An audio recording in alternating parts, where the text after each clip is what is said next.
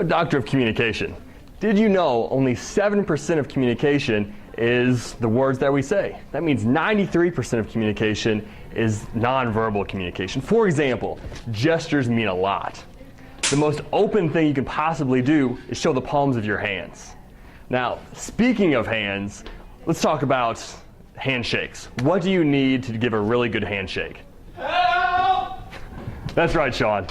Help. A handshake says a lot about a person. Rule number 1, always stand up to shake someone's hand. Rule number 2, don't be a bone crusher. Rule number 3, don't be a weakling. Ugh. Also, gentlemen, please be sure to shake a woman's hand the same way you would shake a man's hand. So if you're someone fancy, like the president, and you take a number of pictures, make sure you're on the camera, the audience side's left side. So when you shake someone's hand, your hand is on top. It makes you look more powerful for those pictures. But you can't always be on that side. So if you are on the wrong side, there's some defensive measures, like this one, the wrap.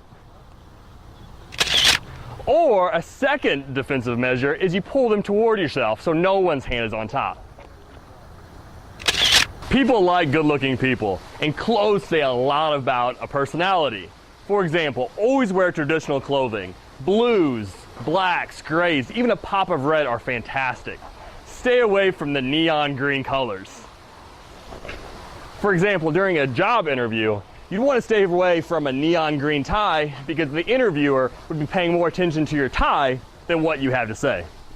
Nonverbal communication can also show that we're listening. Isn't that right? Absolutely, Dr. York. In fact... Thank you. So, if you are speaking to someone, if you're currently talking, you should be looking at the other person in the eye about 60 to 70% of the time.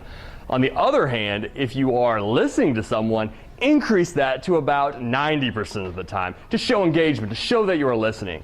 Also, be sure that you're not looking around the room looking to trade up in the conversation. Nonverbal communication can also help you detect lies. Look for things like too much eye contact, hiding behind barriers, or stiff body movements. But make sure you're getting a baseline for the individual, what they usually do, to make sure they are lying or there's just nervous energy. Actually, college students and police officers somewhat have the exact same ratio of detecting lies. So next time you are interrogating someone, it's not what you say, it's how you say it. As a professor of communication, I'm usually aware of my students' feelings. And there are 7 universal micro-expressions that everyone has, whether they're from St. Louis, Missouri, Tokyo, or Mongolia. And I'm about to show you all 7 of these expressions while doing something fun, messing with students. Class, I'd like to remind you that I've canceled the final exam. However, to make up for those missed points, we're going to have an exam today. Sean, thank you so much for joining us. Here's your surprise exam. And since Sean didn't make it a priority to be on time today, I'm doubling the points on this exam. And here's where it gets fun. I don't even like tuna.